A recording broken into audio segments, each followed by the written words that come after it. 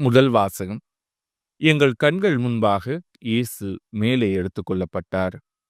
திருத்தூதர் பணிகள் நூலிலிருந்து வாசகம். அதிகாரம் 1, இறைவசனங்கள் 1 முதல் 11 முடிய.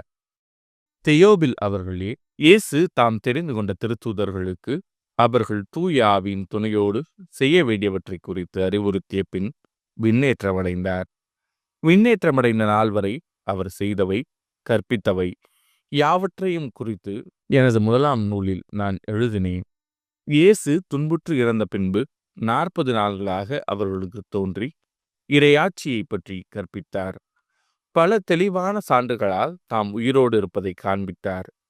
அவர்களோடு சேர்ந்து உண்ணும்போது அவர்களிடம், நீங்கள் எருசலேமை விட்டு நீங்க வேண்டாம், என்னிடமிருந்து கேட்டறிந்த தந்தையின் வாக்குறுதி நிறைவேற காத்திருங்கள்.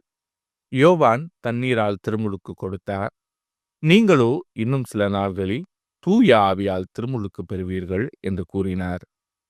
பின்பு அங்கே கூடியிருந்தவர்கள் அவரிடம், ஆண்டவரே, இஸ்ரேலுக்கு ஆட்சியுரிமையை மீண்டும் பெற்றுத்தரும் காலம் இதுதானோ என்று கேட்டார்கள்.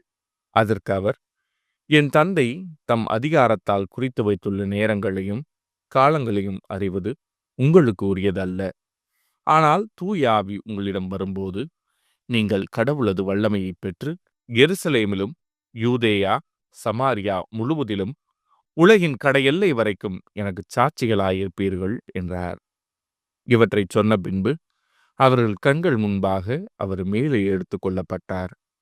மேகம் ஒன்று அவரை எடுத்துச் சென்று அவர்கள் பார்வையிலிருந்து மறைத்து விட்டது.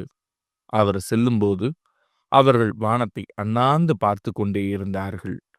அப்போது வெண்ணுடை அணிந்த இருவர் தோன்றி, கலிலேயரே, நீங்கள் ஏன் வானத்தை அண்ணாந்து பார்த்து கொண்டே நிற்கிறீர்கள்? இந்த இயேசு உங்களிடமிருந்து விண்ணேற்றம் அடைந்ததை கண்டீர்கள் அல்லவா? அவ்வாறே அவர் மீண்டும் வருவார் என்றனர். இது ஆண்டவரின் அருள்வாக்கு. இறைவா, உமக்கு நன்றி. பதிலுரை பாடல்.